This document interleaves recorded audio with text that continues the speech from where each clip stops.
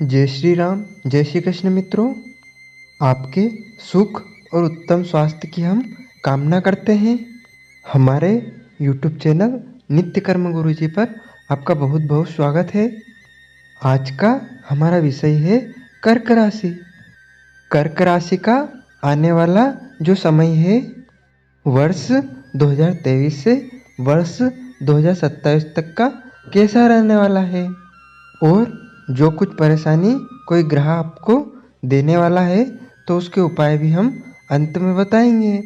इसलिए वीडियो को अंत तक अवश्य देखिएगा तथा हमारे कमेंट बॉक्स में आपकी कर्क राशि वाले जातकों की जन्म तारीख कमेंट अवश्य कीजिएगा ताकि हम आपके भविष्य फल को सही आकलन कर सके। सबसे पहले हम बात करेंगे कर्क राशि कैसी होती है।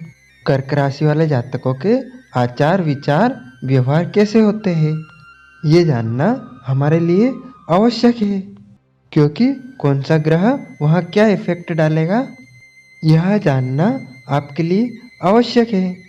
ये राशि हमारी कुंडली में 90 डिग्री से लेकर 120 डिग्री तक प्रभाव डालती है। हमारे सीने पे डालती है, हमारे चेस्ट पे डालती है। इसका एक अंग्रेजी नाम भी है जिसको कहते हैं कैंसर। अब आप समझ ही सकते हैं कि जब नाम कैंसर है तो यह कोई ना कोई रोग कैंसर जैसे ही देती है। आकृति इसकी केकड़े जैसी होती है।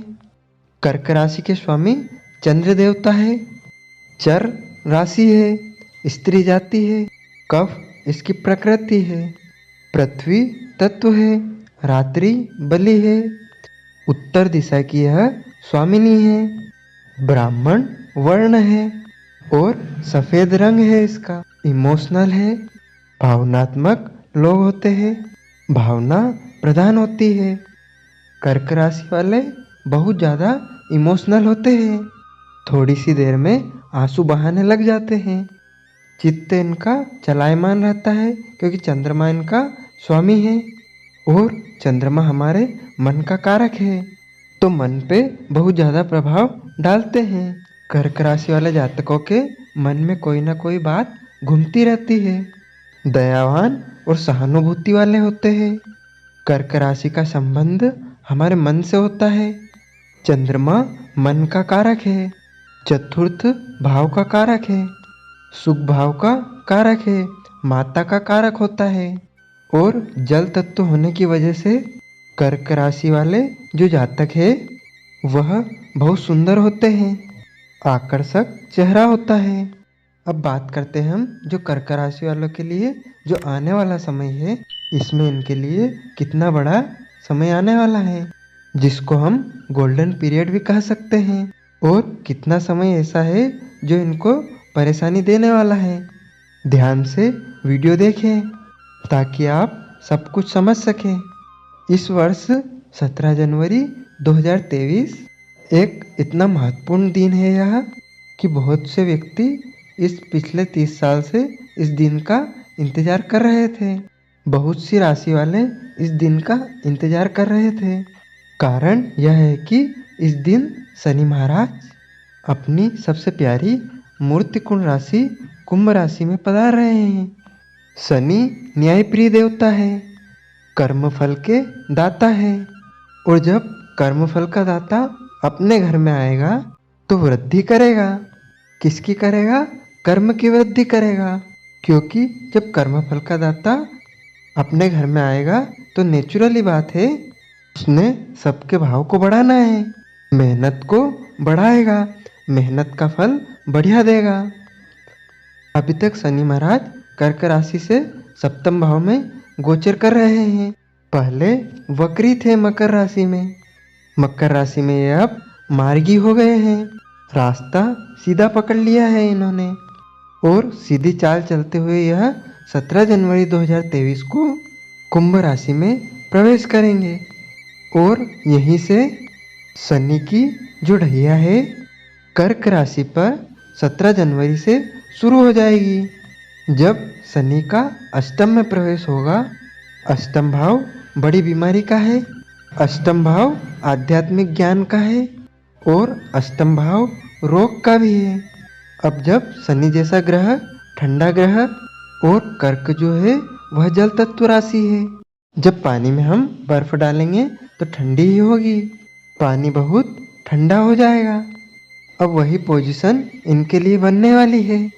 ढैया शुरू हो जाएगी और मिडिल 2025 करीब जून जुलाई तक शनि महाराज यहाँ बैठेंगे और यह समय कर्क राशि वालों के लिए स्वास्थ्य की दृष्टि से ठीक नहीं रहने वाला है। इसमें इनके छाती में चेस्ट में इन्फेक्शन होने के चांस है, सर्दी इनको लग सकती है, टाइफाइड इनको हो सकता है, जुकाम इनको हो सकता है, गला खराब हो सकता है इनका, कोई बड़ी बीमारी इनको बन सकती है। और कर्क राशि वाले जो जातक है उनको साइनस की समस्या हो सकती है। इस अवधि में लंबी बीमारी का भी योग बनेगा, पर गंभीर बीमारी नहीं होगी। यह शनि ढैया का साइड इफेक्ट रहेगा। सावधानी कर्क राशि वाले जातकों के लिए बहुत ही जरूरी है। बात करते हैं आपके स्वर्णिम समय की, यानी गोल्डन पीरियड की, कि कर्क राशि वालों का अच्छा समय कब आने वाला है। 22 अप्रैल 2023 अभी गुरु बृहस्पति देव कर्क राशि से भाग्य में प्रवेश करके वहाँ बैठे हुए हैं काफ़ी समय से, और अब ये वहाँ से 22 अप्रैल 2023 को अपना स्थान परिवर्तन करेंगे और ये जो है आपके कर्म भाव में पहुँचेंगे। कर्म भाव यानी कि दसम भाव, और दसम भाव हमारी कुंडली में सबसे बली भाव होता है, क्योंकि दसम हमारा कर्म क्षेत्र है, हमारा करियर है, हमारे लिए रोजी रोटी है, रोजगार है। वहीं से हमें काम करने की ताकत मिलती है, हम काम करते हैं तो हमें लाभ मिलता है। और वो भाव हमारा कमज़ोर होगा तो सब कुछ कमज़ोर हो जाता है, ना कोई व्यक्ति काम कर पाएगा, ना उसको कोई बढ़िया नौकरी मिलेगी, व्यापार में उन्नति नहीं कर पाएगा। तो दसम भाव हम सबसे बली मानते हैं। पहला भाव, चौथा भाव, सातवां भाव और दसम भाव, ये चार हमारे केंद्र हैं, और इन चारों केंद्रों में सबसे बली भाव दसम भाव होता है, क्योंकि दसम भाव से हमारी पूरी जिंदगी जुड़ी हुई है। और गुरु बृहस्पति देवता जैसा ग्रह सबसे शक्तिशाली और सबसे शुभ प्रभाव देने वाला दसम भाव में गोचर करता है, तो ये बहुत अच्छे संयोग भी है।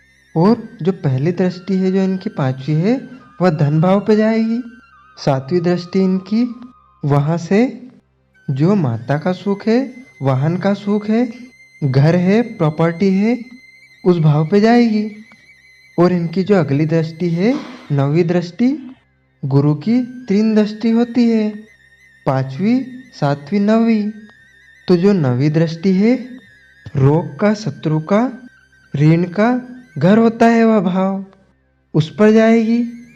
इस प्रकार 2023 से जो शनि की ढैया आपके लिए काम बिगाड़ने वाली सिचुएशन में आई है, यह है यहाँ पर देवगुरु बृहस्पति आपको संभाल लेंगे। यहाँ एक बात और समझने वाली है कि दसम भाव यानी कर्म भाव में गुरु और राहु का चांडाल योग भी बनने वाला है। तो ये जो चांडाल योग है थोड़ा ठीक नहीं होता है, इसका मैं उपाय आपको वीडियो के अंत में बताऊंगा। तो अप्रैल से 30 अक्टूबर तक यह जो समय है वह थोड़ा क्रिटिकल रहेगा, कमज़ोर रहेगा, कुछ काम खराब होंगे, बिगड़ेंगे, जो काम सोचेंगे उसकी पूरी प्लानिंग नहीं हो पाएगी, बिजनेस व्यापार में थोड़ा घाटा भी हो सकता है, पैसा रुक सकता है कहीं, माल जाने में आने में दिक्कत हो सकती है, जो नौकरी वाले हैं उनको भी थोड़ी सी दिक्कत होगी, कुछ बड़े अधिकारियों से नोकझोंक भी हो सकती है। तो यह जो समय है 30 अक्टूबर तक का थोड़ा क्रिटिकल समय है, थोड़ी सावधानी बरतें। हम आपको ज्योतिषी उपाय बताएंगे, उपाय करेंगे तो यह समय आपका अच्छा निकल जाएगा। ज्योतिषी उपाय हम आपको लास्ट में बताएंगे। अब यहाँ से शनि महाराज की तीसरी दृष्टि भी आपके दसम भाव पे है। शनि आपके खुद कर्म के दाता है, काल चक्र की कुंडली में खुद कर्म के स्वामी बनते हैं यह। और वैसे भी यह मजदूरों का कारक होते हैं शनि। तो शनि की दशम भाव पर दृष्टि कुछ सहयोग गुरु को देगी, सपोर्ट करेगी। भैया बेशक है स्वास्थ्य की दृष्टि से समय खराब रहेगा, लेकिन जहाँ कर्म की बात आती है तो कर्म का देवता जब अपने भाव पर दृष्टि डालता है, शनि का भाव है दशम भाव कर्म भाव, तो ये आपको लाभ देगा। और शनि की दृष्टि से हो सकता है राहु का प्रभाव भी आपको महसूस ना हो, क्योंकि शनि न्याय मूर्ति है, कर्म फलदाता है। तो कर्म का फल आपको थोड़ा बहुत सपोर्ट करेंगे गुरु महाराज को। और गुरु तो खुद प्रबल है। अब बात करते हैं आपका गोल्डन पीरियड कब आएगा, लकी टाइम कब आएगा, स्वर्णिम समय कब आएगा।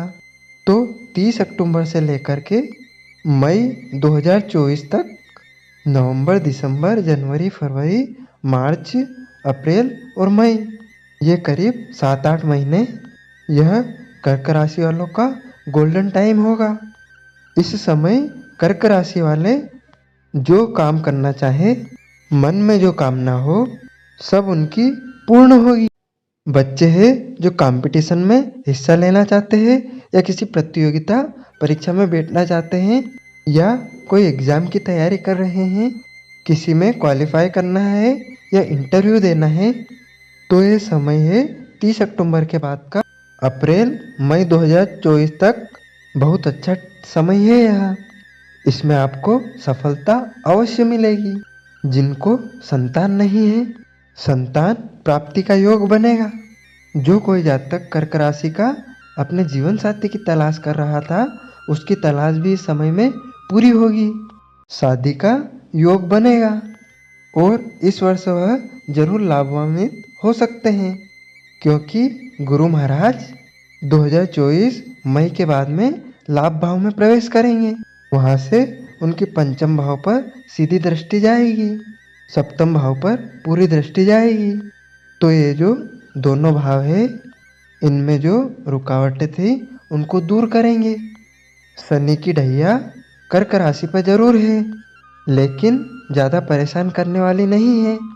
पैतृक संपत्ति से इनको यहाँ शनि महाराज इन जातकों को लाभ दिलाएगा।